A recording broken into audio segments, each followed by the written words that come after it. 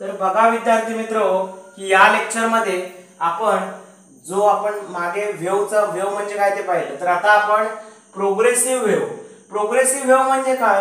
A progressive wave also known as travelling wave is a wave that moves through a medium from one point to another in same direction without changing. म्हणजे याचा अर्थ काय की progress. आता normally बघा की progress म्हणजे आपण काय म्हणतो की प्रोग्रेस म्हणजे आपण त्याला प्रगती असं म्हणतो, बरोबर.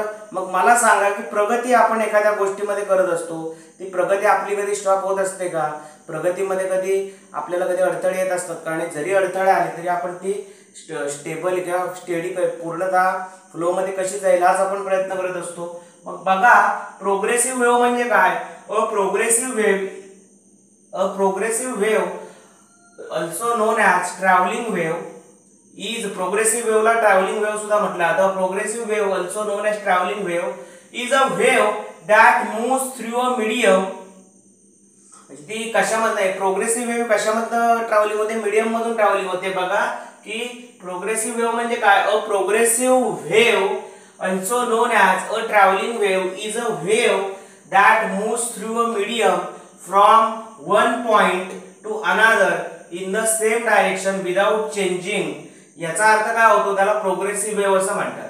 आता बघा की फॉर एक्झाम्पल ही वेव्ह आहे, ही एक प्रोग्रेसिव्ह वेव्ह आपण कन्सिडर केली आहे. आणि हा जो वरचा भाग आहे बघा की हा जो वर असलेला भाग आहे या भागाला आपण काय म्हणतो क्रेस्ट असं म्हणतो. या भागाला आपण काय म्हणतो क्रेस्ट असं म्हणतो, बरोबर. किंवा क्रस्ट, बरोबर आहे. या भागाला आपण काय म्हणतो क्रस्ट. आणि अल्टरनेट क्रस्ट आणि ट्रफ असतो, बरोबर आहे. या भागाला आपण काय म्हणतो क्रस्ट, हा ट्रफ झाला, बरोबर. बघा की हा वरचा भाग तुमचा क्रस्ट झाला, हा तुमचा जो भाग आहे याला आपण ट्रफ असं म्हणतो. याला आपण काय म्हणणार ट्रफ. म्हणजे अल्टरनेट क्रेस्ट अँड ट्रफचं स्ट्रक्चर असतं. बघा की जो असा उंच वरचा जो भाग आहे, वरचा अप्पर पार्ट आहे याला आपण क्रस्ट म्हणणार. हा तुमचा झाला trough.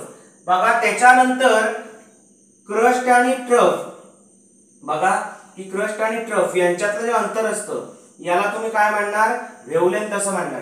The distance between crest and trough is called as wavelength. Wavelength ही लॅम्बडाने दाखवली जाते.